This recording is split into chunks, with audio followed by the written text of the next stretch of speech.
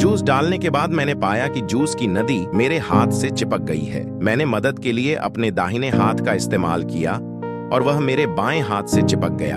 मैं उसे गिलासों के बीच से उठा नहीं सका और इसे कुचलकर मैल कर दिया। स्कूल में सीखी गई किताबें पढ़ने के लिए हैं, लेकिन आश्चर्यजनक बात यह है कि एक मूत्र में भिगोने से शौचालय 2 थैलियों में बंट जाता है और वह अपने छोटे से हाथ से एक कार को आसानी से पलट सकता है।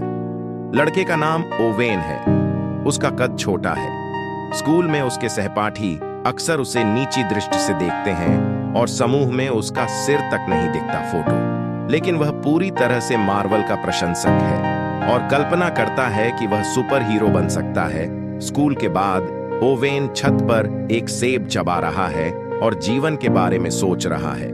वह 2 शरारती बच्चों को अपने सहपाठियों को धमकाते हुए देखता है और उनका फायदा उठाता है। शरारती बच्चे के सिर के ऊपर सेब लगने से बचने के लिए जब उसे ओवेन मिलता है तो वह एक शरारती बच्चे की तरह भाग जाता है और पागलों की तरह उसका पीछा भी करता है।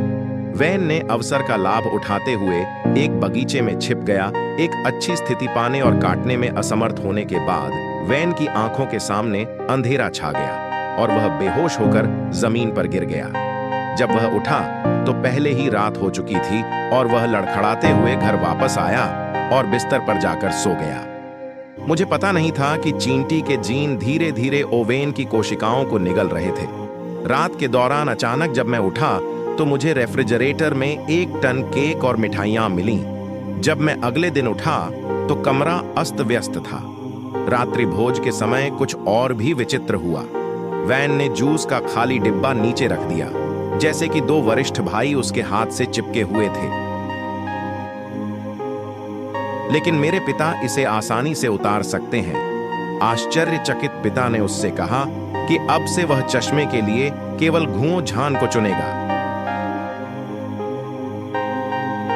यह देखकर कि कक्षा का समय समाप्त होने वाला था, वैन जल्दी से कक्षा का दरवाजा खोलने के लिए स्कूल की ओर भागा। शिक्षा वर्ग ने सभी को सिखाया कि घुओ-झान के खिलाफ खुद का बचाव कैसे किया जाए। जब वह ऊपर आया तो वह एक छड़ी की तरह चकमा दे गया और सीधे दोस्तों से दूर हो गया। इस अद्भुत लेख को पढ़कर बाहर वाले हैरान रह गए और भाग खड़े हुए।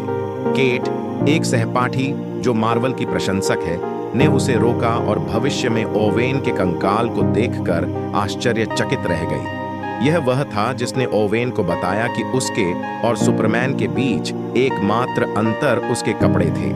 टी ने विभिन्न सुपर हीरो कौशल का अध्ययन किया था और उसके पास असाधारण व्यावहारिक क्षमता थी। टी ने उसके लिए एक सुपर कूल कवच बनाने की योजना बनाई थी।